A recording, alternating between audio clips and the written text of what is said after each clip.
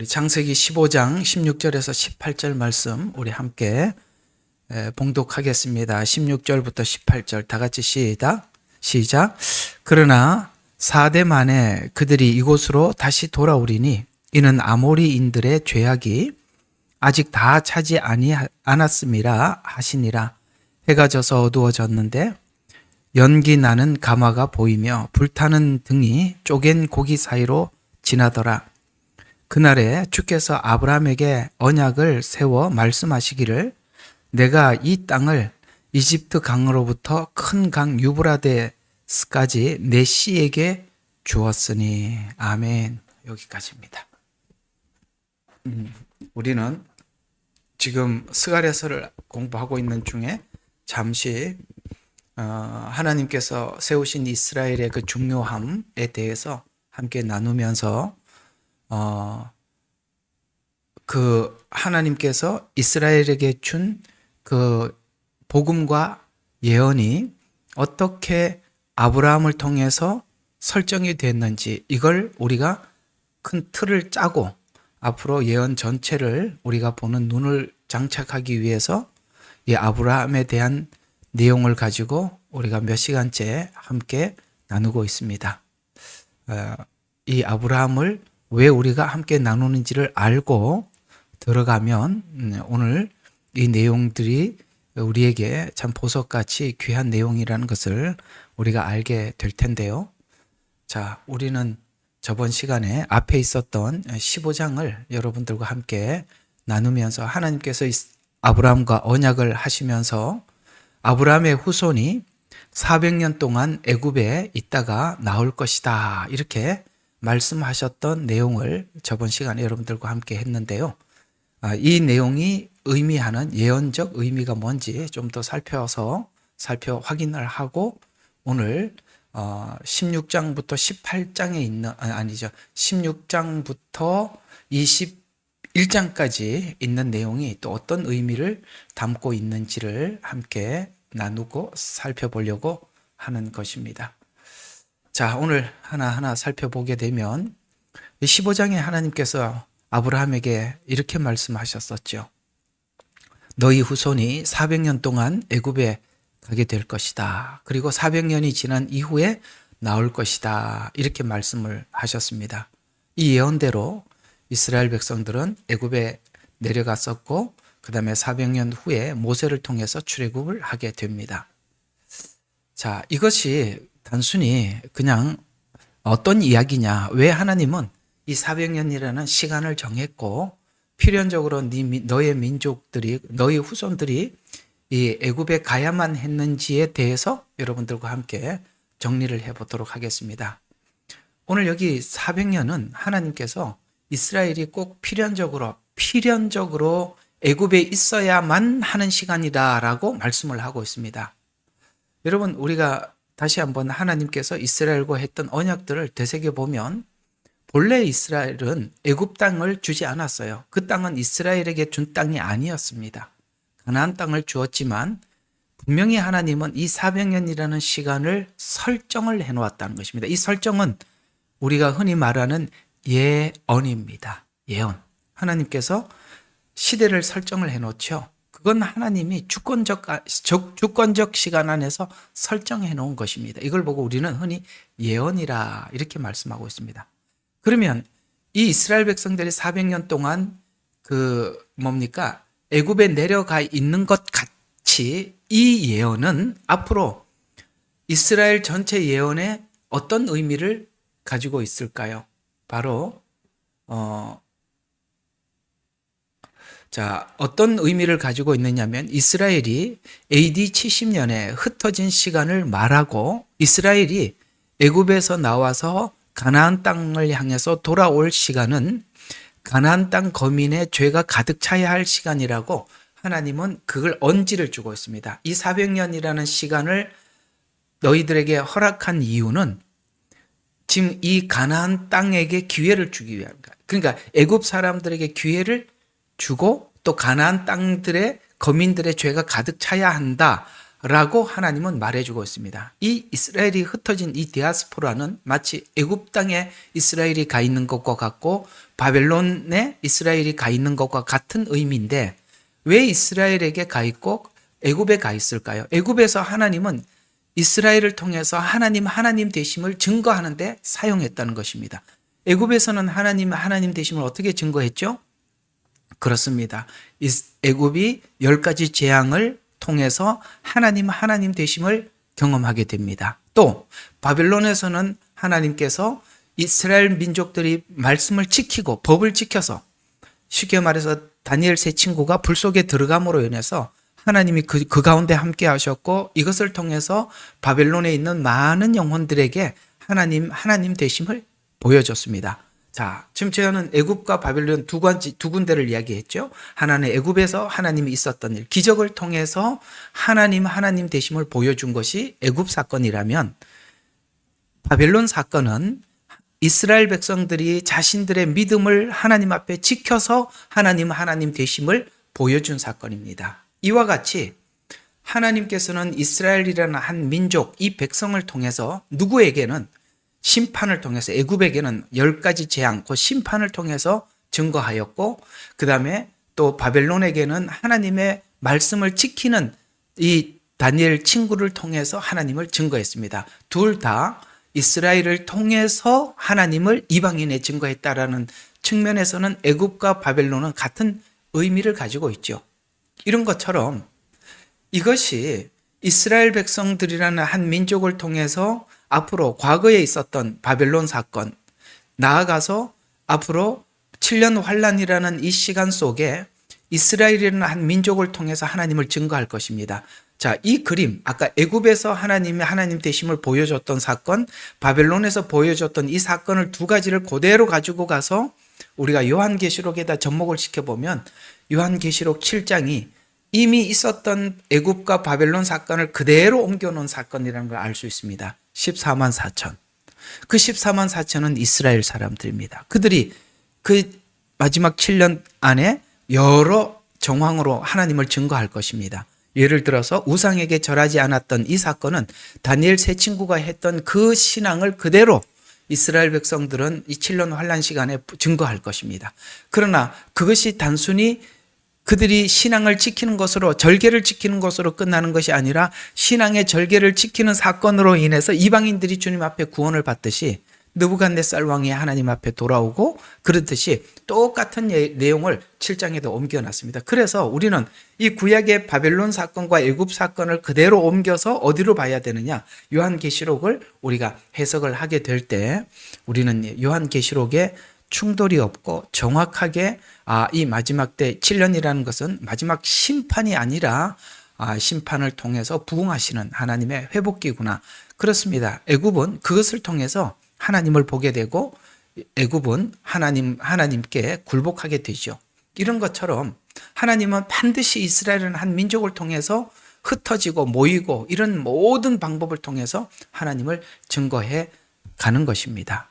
그래서 이스라엘이 애굽에서 나와서 가나안을 향해 돌아오는 그 시간은 가나안 땅에 거민들의 죄가 가득 차야 할 시간이라고 하나님은 분명히 말해주고 있어서 지금 이스라엘이 알리야하는 이 시간은 이방인의 죄가 가득 찬 시간이라는 것을 우리가 이해하게 되고 알 수 있습니다. 그렇습니다. 이제 지금 이스라엘 백성들은 알리야하고 있습니다. 그럼 이 시간은 하나님이 설정한 시간, 애굽에 내려가서 400년이라는 시간을 설정하는 것처럼 설정한 시간이에요.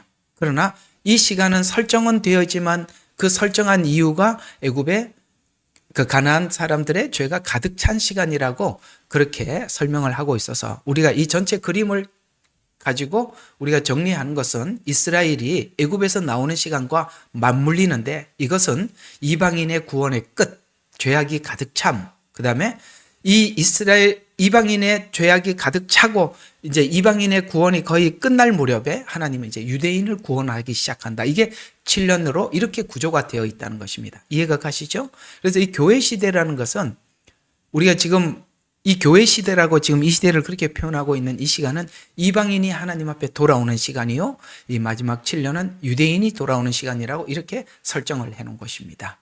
이것이 그러면 이제 제가 요렇게 설명을 하면 혹시나 여러분들이 신학에 대한 이해가 있는 분들은 목사님 또 세대주의적 설교를 하시는구나. 세대주의적 신학을 가지고 우리에게 설명을 하는구나. 이렇게 이야기를 하는데 세대주의적 설명이 맞습니다. 이게. 세대주의적 설명이지만 제가 설명하는 것은 지금 세대주의적 설명에서 문제가 있는 것을 접목을 시켜 드리는 거예요. 그러니까 문제가 있는 것을 다시 제가 해결해 드리는 것은 뭐냐면 세대주의는 7년 전에는 이방인의 구원 시대고 7년 환란기는 유대인의 시대다, 구원의 시대라고 이렇게 잘라놓은 게 세대주의 신학이고요. 저는 여러분들에게 그렇게 설명하는 게 아니라 이 7년 환란기는 유대인들의 구원의 시작의 날만이 아니라 유대인들이 돌아오면서 흰옷 입은 수많은 이방인들이 함께 돌아온다라고 이렇게 그 7년이라는 시간은 유대인들이 돌아오면서 이방인이 돌아온다라고 이렇게 말씀하고 있어요. 이해가 가죠? 바벨론에서 느부갓네살 왕가고 바벨론이 하나님 앞에 돌아왔듯이 똑같은 이야기예요. 근데 세대주의는 이걸 딱 잘라놓고 이방인의 때, 그 다음에 유대인의 때 이렇게 하고 유대인의 때에는 이방인이 구원받는 사람이 없고 그 다음에 그 이방인의 때는 유대인이 돌아오지 않고 이렇게 선명하게 이게 무 자르듯이 잘려진 것이 아니라 섞여 있다라고 제가 설명하는 것이 제 설명이고 세대주의는 그걸 잘라놓은 겁니다. 이해가 갑니까? 저는 세대주의적 설명을 하지 않았습니다. 세대주의 문제점을 보충을 한 것입니다. 이게 바로 신학과 성경 그대로 보는 사람들의 차이거든요. 세대주의가 약간의 우리에게 도움은 준 건 사실입니다. 이것이 막 섞여 있는 것을 나누는 데는 도움을 줬지만 그러나 하나님께서는 교회 시대를 통해서 유대인과 이방인이 초창기를 보세요.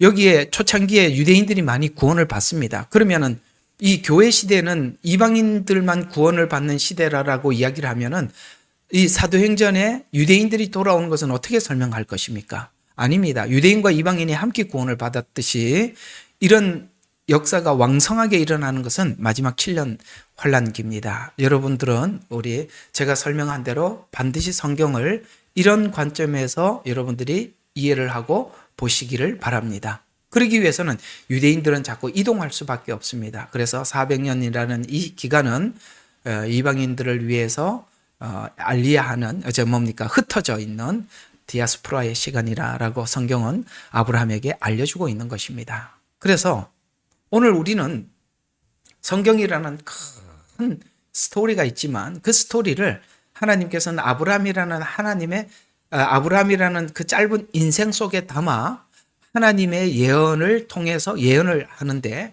예언이란 지금 아브라함에게 이렇게 딱 하나님의 400년 이렇게 딱 찍어서 설명하는 것은 예언이란 하나님께서 주권적 선택, 그 다음에 그 주권적 선택을 하나님의 주권적 선택 안에서 완성하며 이루실 것이라는 뜻인데 그러면 오늘 여기 분명히 하나님은 아브라함에게 이렇게 말씀하셨어요. 네가 400년이라는 시간을 하나님께서 분명히 말을 해주고 있습니다. 이 400년이라는 시간을 한정시킨 것은 이방인의 때가 언제일지 하나님이 아신다는 거예요. 이해가 가요? 400년이라고 하나님께서 지금 아브라함에게 말씀해주고 있는 것은 하나님이 아신다는 겁니다. 뭐를 안다고요? 이방인의 때가 어느 때 정도인지 하나님만이 아시는 것이죠. 그런 측면에서 400년이라고 말씀하고 있습니다. 그래서 이방인의 때가 이방인에게 주어진 기회가 무한하지 않다는 것입니다. 400년이라고 설정을 해주고 있습니다. 자, 이 부분에 대해서 15장에서 여러분들에게 말씀드렸던 이 내용을 우리가 다시 한번 16장과 21장에 있었던 두 가지 큰 사건이 있거든요. 이 사건이 또 어떤 의미를 가지고 있는지 우리가 한번 살펴보도록 하겠습니다. 우리 다시 한번 읽었던 본문을 확인을 하고 오늘 이 내용에 한번 들어가 보도록 하겠습니다. 이게 사람들이 들어갔다 나왔다 하는 거 보니까 이게 지금 어떤 분이 이게 인터넷이 됐다 안 됐다 그러는 것 같아서 이게 참 신경이 쓰이는데 어쨌든 좀 이게 뭔가 좀 인터넷도 손을 봐야 되나 싶기도 하고 그러네요. 잘 되다가 요즘 왜 그런지 잘 모르겠습니다. 잘 되고 있어요. 그냥 사람들이 들어갔다 나왔다 하는 거군요. 그러면 됐습니다. 자꾸 이렇게 사람이 줄었다 늘었다 그래서 신경이 쓰여서 그랬었습니다. 자, 그러면은 오늘 금방 읽었던 본문 한번 다시 보시죠. 굉장히 중요한 거거든요. 이게 지금 예언을 어떻게 이룰 것인가를 하나님이 말씀하신 건데요. 자, 한번 보세요. 자, 16절부터 한번 보십시다. 자, 4대 만에 그들이 이곳으로 다시 돌아오리니 이는 아모리인들의 죄악이 다시 다 차지하는, 이게 이방인의 때를 이야기하고 있습니다. 지금 여기 있는 이 내용은 이방인의 때를 말씀하고 있어요. 그래서 여러분들이 이제 성경을 좀 보려면은 옆에다 이렇게 요거는 그러니까 예언 이렇게 하고 이방인의 때 이렇게 한번 적어 놓으면 나중에 큰 도움이 돼요. 그다음에 해가 져서 어두웠는데, 자, 하나님이 이제 이스라엘과 언약하는 언약이 이제 아브라함이지만 이스라엘이에요. 자, 어떻게 언약을 하느냐면은 해가 져서 어두웠는데 연기 나는 가마가 보이며 불타는 등이 쪼갠 고기 사이로 지나더라라고 하면서, 자, 연기 나는 가마가 보이는데 불타는 등이 고기 사이로 지나면서 그날에 주께서 아브라함에게 언약을 세워 말씀하시기를, 자, 이렇게 내가 이 땅을 이집트 강가부터 유브라데스까지 내 씨에게 주었다, 이렇게 말씀하고 있습니다. 여러분, 이거 어떻게 하나님께서 언약을 한지 아시죠? 이 언약은 아브라함과 원래 하나님이 같이 하려고 했다가 하나님께서 그냥 홀로 지나가셨어요. 그래서 내가 이렇게 표현하고 있습니다. 내가. 자, 오늘 여러분들이 기억해야 될 단어는 내가입니다. 주님이 언약을 하시면서 내가 이 언약을 지킬 것이다 라고 말씀을 하셨는데, 그게 이제 16장에서 21장에서 하나님이 그 언약을 지킨다는 걸 설명해 주기 위해서 16장부터 21장에 있었던 큰 두 가지 사건을 기록한 겁니다. 이 두 가지 사건을 왜 들어가 있는지를, 그 성격을 알고 나면 15장에서 약속한 대로 그냥 하나님 이삭을 주시면 되는데 두 번의 아브라함의 실패가 들어가 있어요. 그게 뭘 의미하느냐는 굉장히 중요한 것입니다. 이게 이제 앞으로 복음을 이해하는 데 큰 도움이 되는 이야기인데요. 자, 그러면 한번 보십시다. 16장과 21장에서는 지금 이삭을 얻기 전에 이스마엘을 낳았던 실패를 기록하고 있습니다. 그러면 이스마엘이 낳았던 이 사건을 하나님께서 허용하셨죠. 아브라함에게 말리지 않고 허용하셨고 그것을 성경에 그대로 남겨서 우리에게 지금 보게 하고 있다는 것이죠. 그러면 이 설정된 이 이스마엘 사건이 주는 예언적 의미가 뭐냐 이거죠. 왜 하나님께서는 이스마엘을 낳겠다고 할 때 말리지 않고 아브라함에게 이 이스마엘을 낳는 사건을 허용했느냐는 거죠. 그런데 여러분, 우리가 나중에 그 결말을 알다시피 이스마엘을 낳았고 이삭과 이스마엘이 나중에 좀 자라니까 이스마엘이 이삭을 괴롭히죠. 그래서 이 둘이 공존할 수가 없어요. 그래서 나중에 사라가 제안을 하고 이스마엘과 하갈을 내어 쫓으라. 그때 하나님이 네 아내 사라가 말한 대로 해라라고 해서 그 다음에 그러니까 이스마엘과 하갈을 내어 쫓는 사건을 우리가 이제 그 뒷부분을 알고 있으니까 이게 지금 뭘 설명하고, 자, 이 내용을 하나님께서는 아브라함에게 허용하셨고 그것을 기록했느냐 이거죠. 자, 그건 굉장히 중요한 의미를 가지고 있는데, 하나님은 아브라함에게 약속하셨을 때 하나님께서 일방적으로 언약하셨음이 무엇인지 실제를 보여주는 사건을 확인하는 말씀으로 하나님께서 언약한 언약이 앞으로 이 성취는 아브라함이 실패하든지 말든지 상관없이 하나님께서 행하신다는 것을 증명해 보이는 사건이 16장부터 21장의 하나님의 기록 목적이라는 것이죠. 그러면 여러분, 이 아브라함은 자신의 실패로 지금 그러니까 이스마엘 사건과 하갈을 아비멜렉에게 내어줬던 사건이, 이 두 가지 사건이 20장에 또 나오거든요. 이 두 사건은 자신이 하나님을 믿는 믿음을 포기하고 돌아서서 자기를 의지하는 믿음에서 돌아서게 하는 믿음이 됐어요. 그러니까 무슨 말이냐면, 지금 하나님께서 너의 씨를 통해서 이 약속을 이루어 갈 것이다라고 하나님은 아브라함에게 말씀하셨어요. 그럼에도 불구하고 아브라함은 자기 씨로, 그러니까 자기 씨만 된다고, 씨로서 하나님이 하신다고 하니까 내 씨만 들어가면 되지 않겠나라고 생각을 해서 하갈을 취해서 그 하나님의 언약을 이루려고 했었어요. 근데 하나님께서는 결국에는 그 둘을 나누고 하나님 결국 이삭을 주게 되잖아요. 이게 아브라함에게는 어떤 의미를 가지게 되느냐면 자기 방식, 자기 의지, 자기 방식으로 하나님의 뜻을 이루려고 하는 데서 아브라함은 도리어 돌아서게 되고 이제는 자기 방법을 쓰지 않게 되는데 믿음을 가지게 만들었다라는 거예요. 그래서 이제는 자기 방법을 동원하지 않고 오직 하나님만을 믿고 의지하는 믿음으로 돌아서는 믿음이 되었다는 것입니다.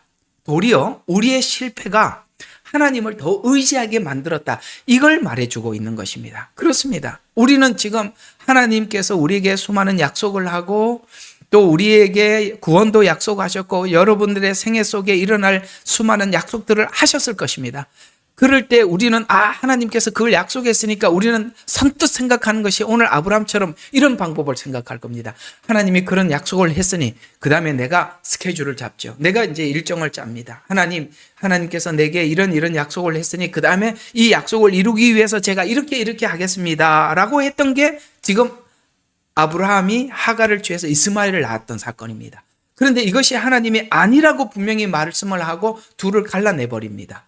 갈라내는 것 때문에 아브라함은 이제는 자기 방법을 동원하는 데서 돌아서게 됩니다. 그리고 하나님만 의지하는 믿음으로 돌아서게 되는 것입니다. 이런 과정이 우리 신자들의 생애 속에 있더라는 것이죠. 여러분, 지금 우리는 오늘 하나님의 말씀을 들으면서 우리에게 찾아오는 은혜들이 어떤 것들입니까?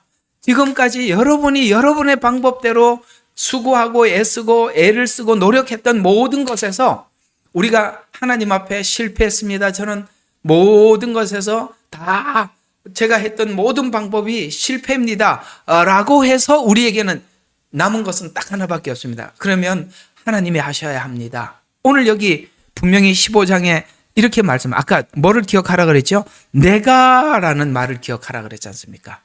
지금 아브라함은 뭘 보고 있습니까? 하나님이 일하시는구나. 하나님이 하시는구나. 이걸 보게 되더라는 것이죠. 이걸 하나님께서 지금 보여주고 있는 사건이 이 사건입니다. 그러면 이스마엘을 낳은 사건은 구원이 인간의 방법으로 가능한가? 라는 것을 우리에게 지금 설명해 주고 있는 거거든요. 그래서 지금 하갈이란 우리 하갈은 여러분 갈라디아서 보니까 종이라고 이야기하고 있습니다. 종으로부터 낳은 자식, 그게 누구죠? 이스마엘입니다. 이건 율법을 상징하고 있습니다.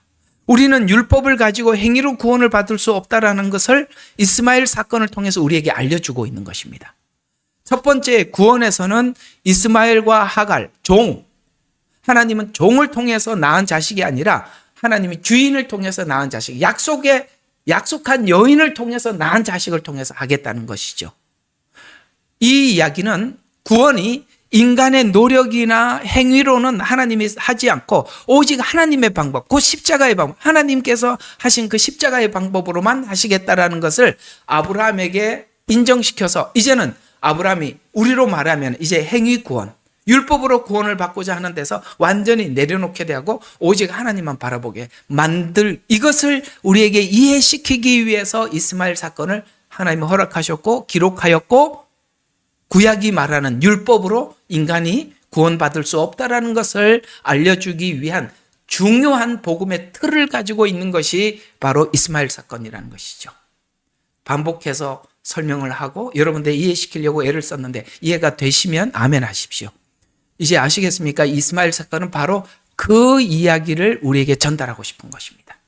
그래서 두 번째로는 그러니까 이건 이제 이스마엘 사건은 그걸 이야기하는 거예요.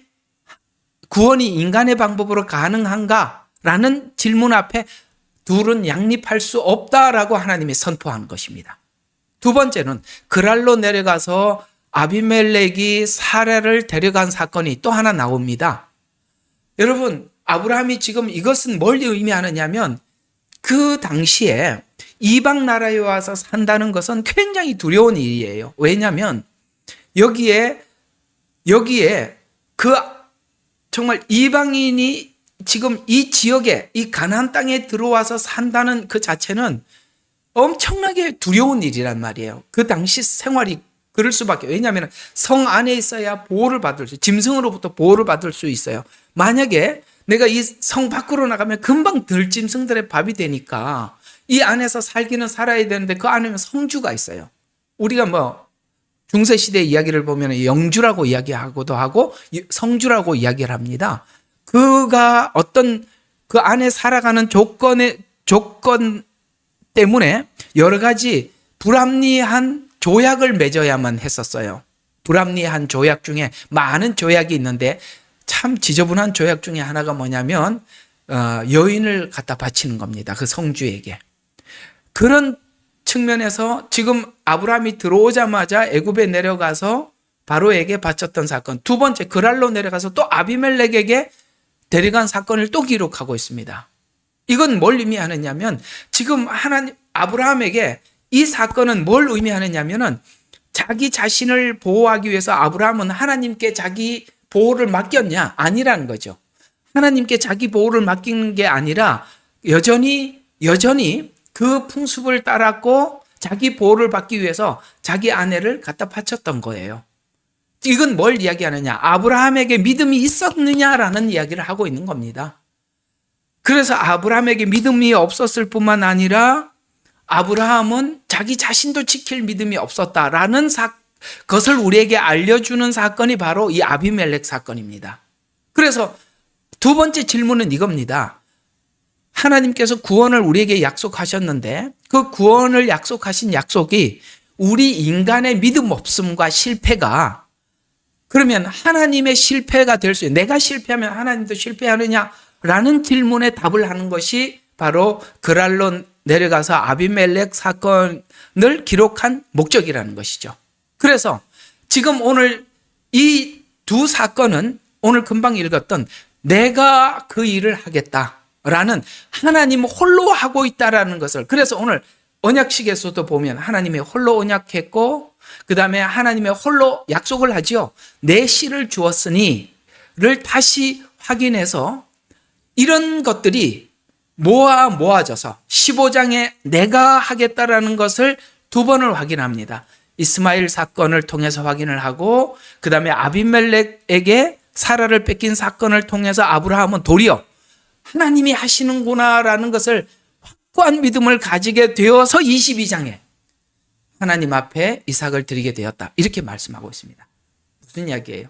제가 말씀을 드렸지 않습니까? 우리 믿음이 하나님 앞에 훌륭해서 우리를 쓰시는 게 아니에요.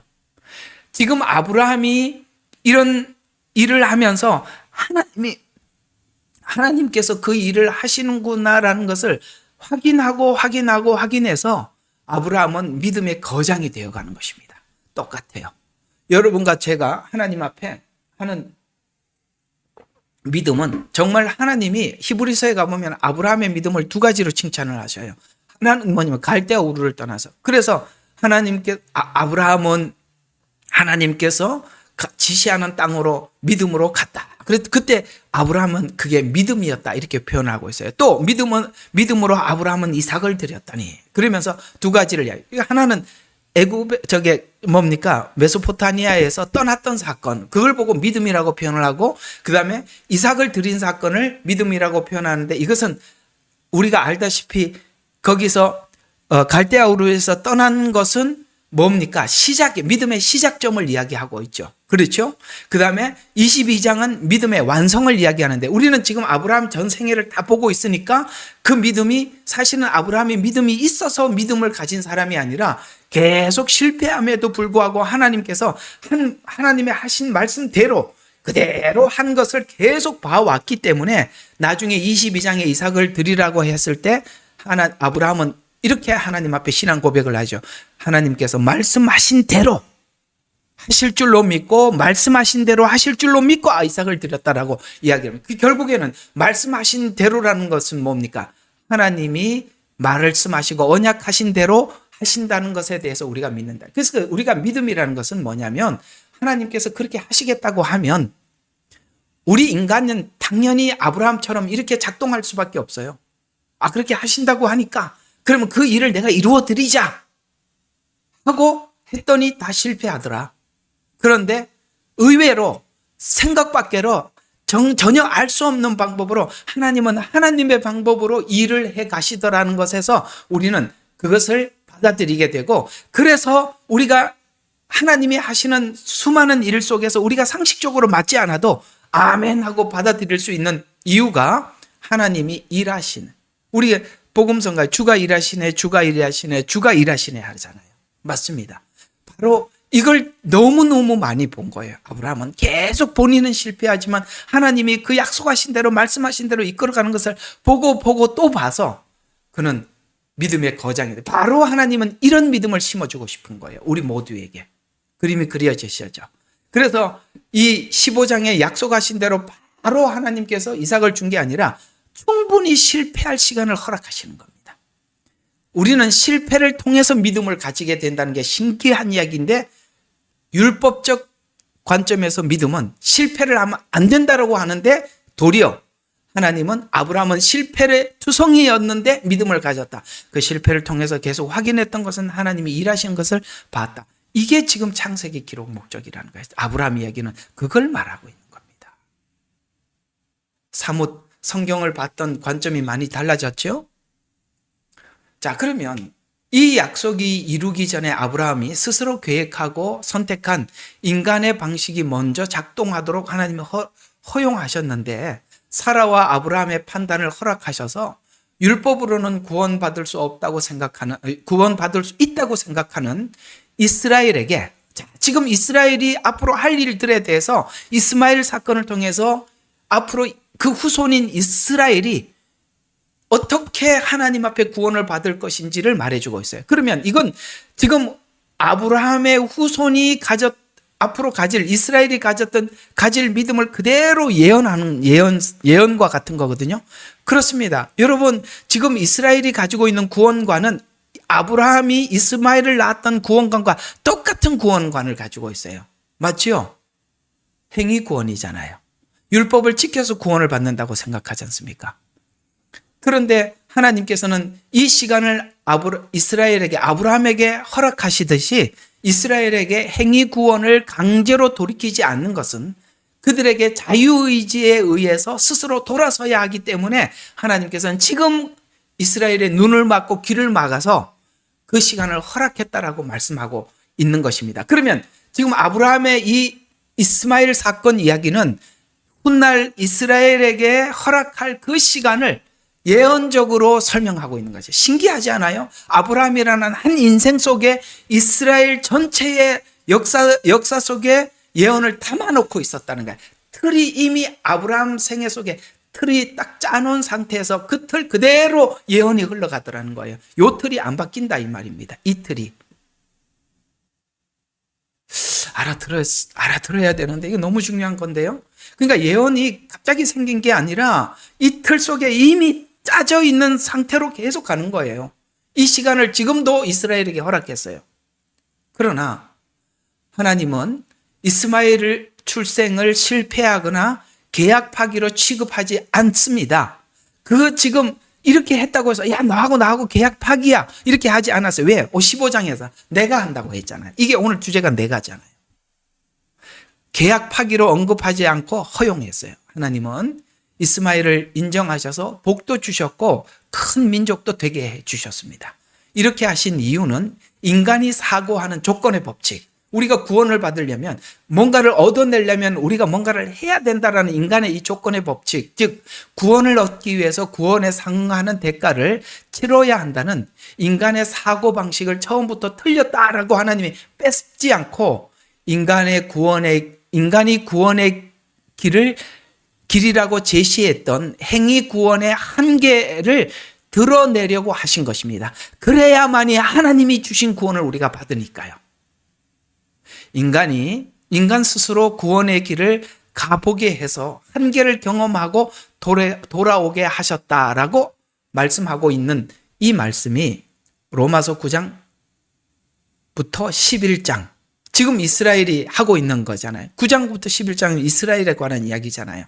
그래서 이스라엘의 구원에 대해서 9장부터 11장에는 자기 의로 하나님의 의를 거절한 결과를, 우리가 지금 이스라엘은 한 민족을 하나님이 남겨두어서 그 결과를 눈으로 보게 하고 이방인을 통해서 확인하는 시간을 이스라엘에게 허락하셨음을 우리에게 말씀하고 있는 것입니다. 그래서 우리가 행위 구원의 끝판이 어떤가, 지금 저기 유대인들이 하고 있는 그 율법을 지킨다고 하는 그 우스꽝스러운 이런 모습들을 우리 온 세계가 눈으로 보게 만들더라는 것이죠. 그래서 이스라엘에게 허락하셔서, 그래서 하나님은 이 말씀이 그 얘기예요. 마태복음 10장 13절에 우리가 이제 자주 써먹는 이야기죠. 내가 이렇게 어떤 사람이 새신자가 와서 열심히 신앙생활하면 꼭 이 성경 구절을 꺼내놓습니다. 처음 된 자가 나중되고 나중된 자가 처음 된다. 그랬더니 나는 처음 된데 지금 나중이고 네가 나중에 왔지만 진짜 처음처럼 이렇게 하는구나. 이렇게 써먹지만 본래 그 말이 아니라 이 말이에요. 처음 된 자가 누구였습니까? 이스라엘이었어요. 근데 이스라엘이 도리어 후자가 됩니다. 나중된 자가 누구죠? 우리가 나중에 부름을 받았어요. 이방인이 도리어 처음 됐다. 이 말씀을 그 얘기예요. 그러니까 우리가 본질을 알고 이 말을 써먹어야 되는 거예요. 그러면 이스라엘은 둘째 아들과 같이 돌아온 자가 될 것입니다. 이스라엘은 구원이 행위를 따랐을 때 한계와 추함을 온 세상에 공개적으로 알리는데 지금 샘플로 하나님께서 이스라엘을 남겨두신 것이라는 것이죠. 또 갈라디아서에서는 오늘 제가 여러분에게 말씀드렸던 이 내용이 갈라디아서에서는 이렇게 설명이 되어 있는데요. 갈라디아서를 중심으로 이해를 해보면 율법의 죄를 통해서 율법을 갈망하는 구도로 구원의 방법을 설득해 나가기 위해서 하나님께서 이제 이 이스라엘에게 허락하셨다라고 말씀하고 있어요. 그 다음에 중요한 이해 한 가지는 이스마엘과 이삭이 한 집에 거하지 못한다는 것을 이해시키는 겁니다. 자, 보세요. 지금 하나님께서는 하가를 통해서 이스마엘을 낳는 것을 허락했어요. 그리고 그냥 그 일을 그냥 이스마엘을 통해서 이루어 가야지라고 속으로 생각을 하고 있었어요. 근데 나중에는 사라를 통해서 하나님이 이삭을 주셨어요. 근데 둘을 한 집에 같이 자라나고 있어요. 근데 문제는 자라나면서 이스마엘이 이삭을 조롱하고 핍박을 하더라. 이렇게 이제 창세기에서는 설명을 뒤편에서 해가고 있어요. 그때 하나님께서는 사라의 제안을 받아들여서 이스마엘을 내어 쫓으라고 해서 하나님이 아브라함에게 사라가 말한 대로 하라고 해서 쫓아냈잖아요. 이건 지금 무엇을 설명하는 거냐면은 지금 인간의 의는 이스마엘을 상징하고 하나님의 의는 이삭을 상징하는 거예요. 이제 이해가 가요? 이게 율법과 은혜에 대한 이해를 알아야만 이 말이 이해가 가는 건데요. 그렇습니다. 이 인간의 의는 뭐죠? 율법을 통한 행위의 의예요. 자기 방식을 동원한 거예요. 이게 이스마엘 사건이지. 그래서 인간의 의와 또 하나는 하나님의 의, 이삭이에요. 이 둘은 한 공간에 존재할 수 없다라고 분명히 하나님이 말씀하고 있어요. 갈라디아서가 그 얘기예요. 하나님은 우리를 믿음으로 구원을 얻도록 아들 예수님을 보내주었는데 너희들이 믿음을 향해서 잘 가다가 어느 날 갑자기 네가 행위 구원을 받아들여서 행위로 의롭게 되려고 하는 이 어리석도다. 이 갈라디아 사람들아, 십자가에서 예수님이 너희들을 제속하기 위해서 십자가에 죽으신 사건이 눈앞에 밝히 보이거늘 어떻게 너희가 이렇게 돌아섰느냐라고 하나님께서 책망하시지 않습니까? 이런 것처럼 그렇습니다. 우리는 자꾸 이 두 가지를 동원하려고 그래요. 하나님, 우리가 믿음으로 구원을 받는 거는 알겠습니다. 아무리 생각해도 나는 내 믿음이 좀 부족한 것 같으니까 하나님, 내가 내 행위를 좀 플러스 해주세요. 그래서 자꾸 우리 인간의 의를 들여댄다는 그 자체가 하나님이 가장 미워하는 것이다, 이 말입니다. 왜요? 하나님은 분명히 우리를 의롭게 의의 완성자인 예수님을 보내주셨는데 우리가 자꾸 인간적으로 의롭게 되려고 하는 것만큼 하나님의 의를 하나님은 이렇게 부정하는 거 아니냐, 이렇게 말씀하고 있는 것입니다. 지금 이걸 아브라함은 배우고 있는 중이에요. 지금 이스라엘은 그걸 배우고 있는 중입니다. 우리는 지금 이스라엘이 했던 모든 사건들을 성경을 가지고 이들이 어떤 실수를 하고 있는지 알고 있는 거고 그들은 그냥 몸소 배우고 있는 중이다 이 말입니다. 그래서 창세기 21장에서 하나님은 하갈과 이스마엘을 내보내라고 명령하셔서 구원의 방법이 두 가지 방법이 절대 양립할 수 없다는 것이. 그래서 성경은 약속은 오직 은혜로만 성취된다. 구원은 오직 믿음으로만 완성된다. 하고 하나님이 계속 우리의 모든 생애를 통해서 증명해 가고 있는 것입니다. 하나님은 바로 이 사건이 언약 성취에서 설명하는 핵심인데 이 구조는 이스라엘 역사에서 설명하려는 가장 중요한 예언적 메시지로 이스마엘 곧 이스라엘 역사를 통해서 증명하고 육체로 따라 산 자, 율법의 행위로 약속을 이룰 수 없다라는 것을 증명한 자로서 하나님은 이스마엘 곧 이스라엘을 우리 모든 믿는 자들에게 본보기로 남겨두시더라라는 차원에서 우리 갈라디아서에서 직접 눈으로 확인해서 이 갈라디아서가 바로 이스마엘과 이삭을 생각을 하면 왜 여기 갈라디아서에서 느닷없이 하갈이라는 종의 자식이 아니라 너희가 하나님 앞에 구원을 받은 약속의 자녀다라는 이런 말들이 왜 나오는지 이제 이걸 아브라함 사건 속에 있는 이 내용의 의미를 알아야만이 이 갈라디아서가 풀어진다는 거예요. 그래서 이 갈라디아서는 제가 아주 중요하게 생각하고 있는 성경이고 로마서보다 더 중요하게 제가 이 갈라디아서는 거의 제 전공이다시피 이 갈라디아서는 너무 중요한 거예요. 이 율법과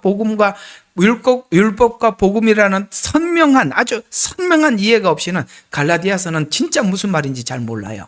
자, 근데 갈라디아서 4장 23절을 한번 보시면 지금 이 이삭과 이스마엘 이 사건을 제가 여러분들에게 말씀을 드린 것을 생각을 하면서 한번 보십시오. 자, 4장 23절입니다.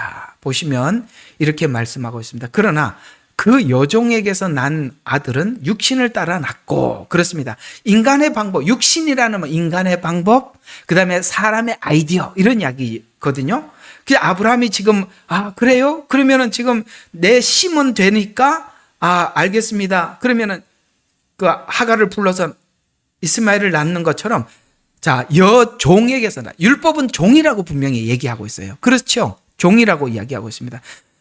근데 낳고 자유로운 여자에게서 난 아들은 약속으로 말미암아 난 것이라. 이거 지금 창세기 16장부터 21장을 얘기하는 거 지금 그 얘기 그대로죠. 그래서 약속으로 말미암아 난 것이라. 이것은 지금 하나님께서 이걸 왜 설명을 했냐, 왜 아브라함 사건 속에 이 사건을 기록해놨냐, 이것은 비유니 이걸 우리에게 설명하기 위해서 하나님께서 이걸 허용했고 성경에다 남겨두었대요. 이것은 우리에게 비유로 알려줬대요. 이들은 두 언약이라. 언약이구나 라고 이야기해요. 이 두 언약 그러면 우리는 옛 언약과 새 언약을 생각하게 되죠. 옛 언약은 어디서 받은 거죠? 그렇습니다. 시내산에서 모세가 받은 겁니다. 새 언약은 누가 받은 겁니까? 예수님을 통해서 제자들이 받은 겁니다. 그러면 이 두 언약의 차이는 뭐죠? 율법은 돌비에 새겨서 강제성을 가지고 있어요. 강제성. 율법은 그렇습니다. 그러나 예수님이 오셔서 우리에게 준 언약은 신비에 마음에 새긴 언약이다. 그러니까 바깥에서 우리에게 요구하는 것, 그런 게 행위구원이라는 것이죠. 그러나 우리 안에서 율법을 따라가는 것, 이거는 우리 자발적인, 우리 자유의지 안에서 하나님을 자발적으로 따라가는 것, 이런 차원에서 두 언약이라 라고 하면서 이는 비유니 신의 산으로부터 종을 낳은 자니 이는 하갈이라. 하갈은 아라비아에 있는 신의 산의 산이니, 자, 신의 산에서 모세가 받았던 거죠. 지금은 예루살렘과 같아서 그녀는 자기 자녀들과 더불어 종노릇하나. 그렇죠. 율법은 그 율법 때문에 내가 종과 같이 종이 주인처럼 뭘 일을 하는 게 아니잖아요. 주인이 하라는 것만큼 하고 그 다음은 생각하지도 않잖아요. 그런 것처럼 율법은 하라는 것만 하고 또 있으면 또 있어? 뭐 이렇게 많어? 이렇게 하지. 그 자발적으로 자유하는 이 복음은 하나님이 이걸 원하신다라면 그 다음 원하는 것까지 생각을 해내잖아요. 이게 자유하는 복음이고 율법은 하라는 것까지 하고 다 함께 보여도 자발적으로 하지 않죠. 이게 바로 우리가 하나님 말씀을 대하는 태도예요. 율법은 하나님이 요거 하라니까 우리가 그것만 따지잖아요. 안식일교 가보세요. 그런 것만 따지잖아요. 요거는 하라 그랬다, 하지 마라 그랬다, 요건 먹으라 그랬다, 먹지 말라, 이런 것만 따질 줄 알지 하나님의 마음을 읽는 거는 아예 없지 않습니까? 종의 자식은 그렇다 이 말이에요. 그래서 예루살렘과 같아서 그녀는 자기 자녀들과 더불어 종노릇하나 위에 있는 예루살렘은 자유로우니, 이거는 저기 누구죠? 사라를 통해서 난 이삭을 이야기하는 겁니다. 우리 모두의 어미라. 우리가 지금 구원받은 우리들은 사라를 통해 자유로우니라고 해요. 자유하는 복음, 자유 안에 있는 율법. 그래서 기록되기를 너 잉태하지 못하는 여인아 즐거워해라. 잉태하지 못한. 여러분, 우리 안에서 나온 구원이 아니라는 거예요. 잉태하지 못했어요, 사라가. 그와 같이 우리 안에서 나오지 않는 구원. 즐거워해라. 라고 하면서 산고를 치르지 못하는 여인아 소리질러 외쳐라. 이는 홀로 사는 여인의 자녀가 남편 있는 여인의 자녀보다 더 많음이라. 형제들아, 이제 우리는 이삭과 같은 약속의 자녀라. 그런데 그때에 육신을 따라 난 자가 성령을 따라 난 자를 박해하더라. 지금 그러니까 이삭과 이스마엘 사건이 그 얘기구나. 그걸 예표로 우리에게 알려주려고 했던 거구나. 그래서 육신을 따라 난 자가 먼저 났잖아요. 이스마엘이. 그래서 육신을 따라 난 자가 성령을 따라 난 자. 이거는 사라가 난 것은 성령을 따라 난 예수님을 이야기하는구나. 예수님은 성령으로 잉태했잖아요. 그래서 박해했던 것이라. 지금도 그러하도다. 뭡니까? 예수님은 율법에 의해서 심판을 당하고 죽으셨습니다. 박해했어요. 그러나 그러니까 성경이 지금 이런 내용들을 왜 적었냐? 성경이 무엇이라고 말하느냐? 여종과 그녀의 아들을 내어 쫓으라. 그러니까 너희들의 행위 구원을 지향하지 마라. 내어 쫓으라는 거예요. 그걸 설명하기 위해서 이렇게 많은 설명을 해왔다. 아브라함 속에 담겼고 이스라엘 전역 속에 담겨 있고, 이게 왜 그렇게 성경은 이 이야기를 우리에게 전달하려고 애를 썼느냐? 인간의 사고는 아브라함처럼 하가를 통해서 이스마엘을 낳은 것처럼 이렇게 당연히 인간의 이성은 이렇게 작동할 수밖에 없기 때문에 이걸 깨기 위해서 아브라함 사건을 집어넣고 이스라엘 역사를 통해서 우리에게 이걸 이해시키는데 그렇게 많은 부분을 할애하고 애를 썼다는 것입니다. 행위구원. 이게 그냥 하나님이 주신 구원을 맞짱 뜨는 것이다. 이렇게 얘기할 정도로 성경은 이 부분에 대해서 우리에게 말씀하고 있는 것입니다. 그래서 아들을 내어 쫓으라라는 이야기에서 이제는 더 이상 행위구원으로 하나님 앞에 나가지 마라. 이는 여종의 아들이 자유로운 여자들과 함께 상속을 받지 못할. 이스마엘은 상속의 자녀가 아니에요. 상속은 이삭이 받았고 이삭 다음인 야곱이 받았고 그 후손으로 흘러갔지. 이스마엘은 그걸로 끝이 났어요. 그래서 들나귀처럼 되리라. 그래서 그냥 그 이스마엘은 하나님의 이 족보와 경륜 속에 마태복음 1장에 보면 그 족보들이 나오는데 이스마엘의 후손은 한 명도 없다 이 말입니다.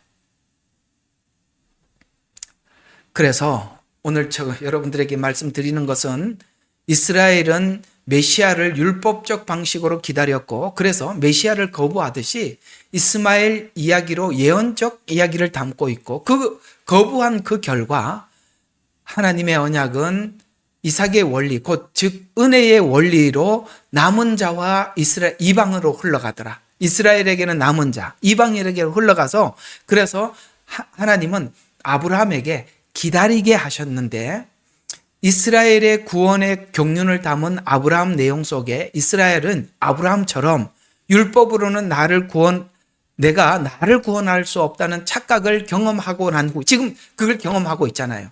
그걸 경험하고 난 후에 오직 하나님께서 은혜로 구원하심을 배우는데 아브라함의 생애의 과정은 단순한 한 가정사가 아니라 70일의 구조.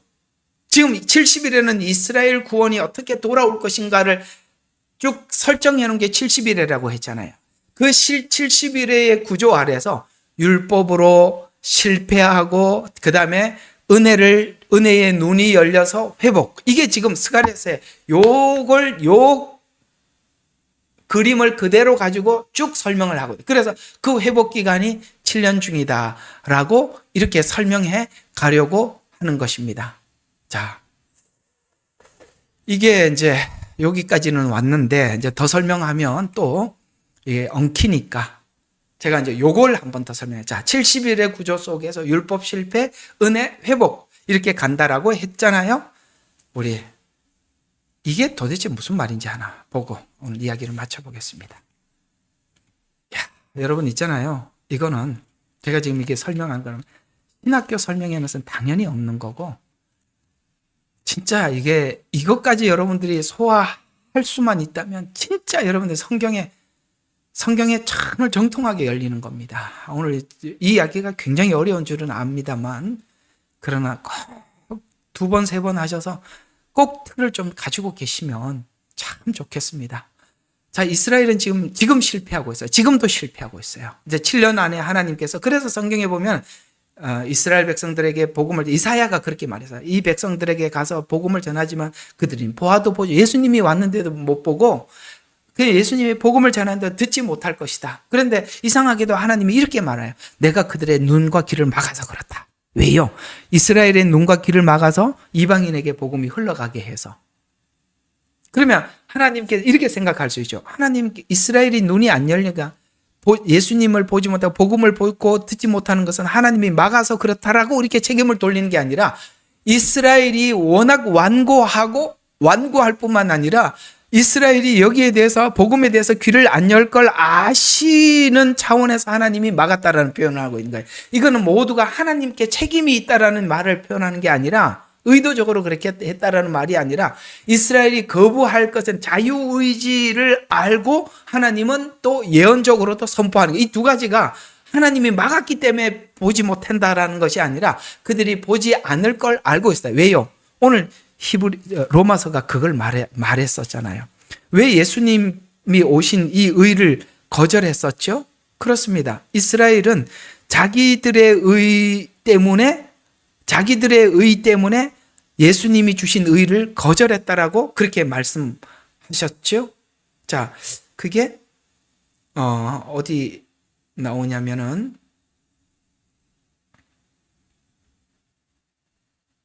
10장.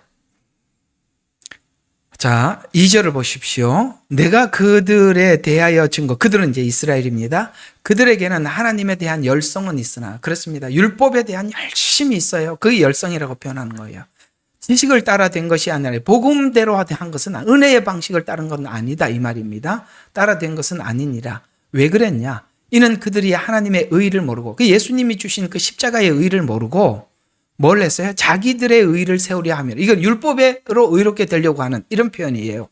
자기들의 의를 세우려고 그들 스스로 하나님의 의에 복종치 않았다. 그리스도께서는 믿는 모든 사람에게 의가 되시고자, 의는 믿음으로 나오는 의예요. 그래서 그리스도께서는 믿는 사람의 의가 되시고자 율법의 끝이 되었는데, 이들은 아직 율법으로 의롭게 되려고 하니까 그게 지금 안 된다. 근데 지금도 그게 지금 닫혀 있다라고 하는데, 자, 그러면 이 의가 흘러서 우리 이방인들에게 와서 우리는 하나님의 은혜와 자비로 구원을 받았어요. 그리고 이스라엘이 마지막에 하나님의 자비로 구원을 받게 돼요. 그러니까 지금 성경은 뭘 설명하는 거냐면은, 이 스스로 의롭게 되는 방식에 대해서 아브라함이 이 방식을 쓰는 걸 하나님이 그대로 허락한 것처럼 유대인들이 이걸 그대로 허락하시는 거예요. 그래서 여기에 한계에 부딪혀서 하나님 앞에 돌아와서 결국에는 하나님께서 구원은 오직 한 가지 한 문만 열어놓겠대요. 이게 11장이에요. 한번 가서 보십시다. 자, 여기 나옵니다. 11장 어디를 보시냐면 31절을 보십시다.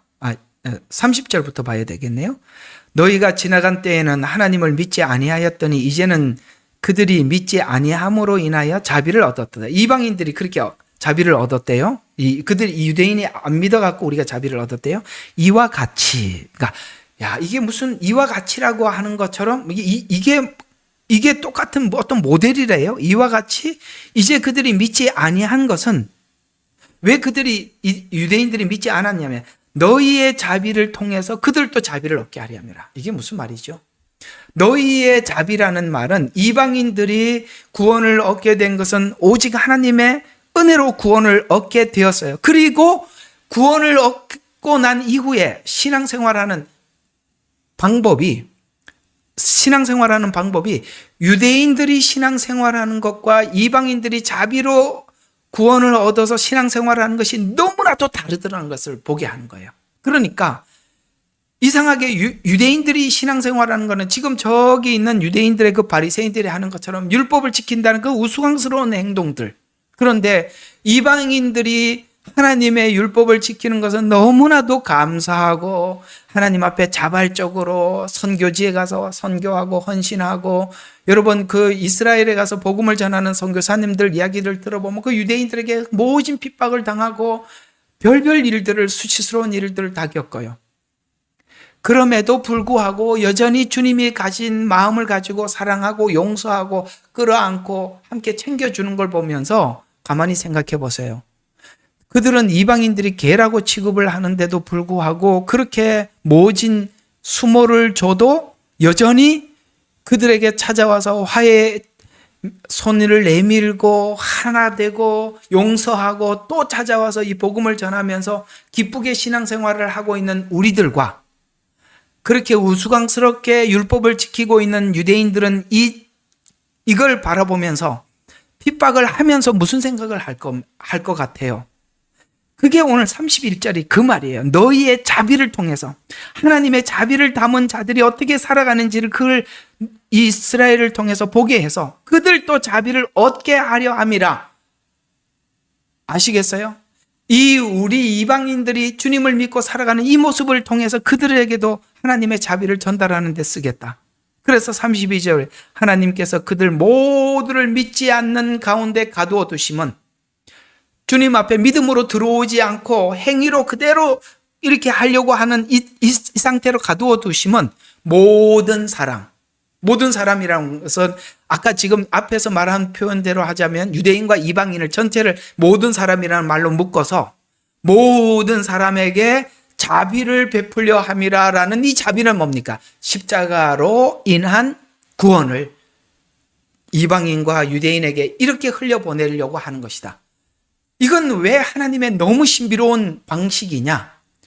하나님은 의도적으로 유대인들이 행위 구원으로 구원을 받으려고 하는 데서 의도적으로 꺾지 않고 그들이 실제 경험을 하고 하나님 자비밖에 십자가 위에는 우리에게 구원이 없습니다라고 하고 돌아와야 그 은혜가 되니까 하나님이 강제로 그들에게 강요해서 뒤집지 않더라는 것이죠. 이게 하나님의 방식이에요. 하나님이 아닌 잡신은, 우상은 억지로 자기를 믿게 만들지만 하나님은 우리가 할 수 있는 걸 다 겪어서 하나님이 옳습니다, 하나님이 하십니다라는 것까지 우리가 항복할 때까지 네가 할 수 있는 거 해봐 하고 내놓더라는 것이죠. 얼마나 인격적이고 얼마나 인간적이고 얼마나 여기에 우리는 감탄하는 거예요.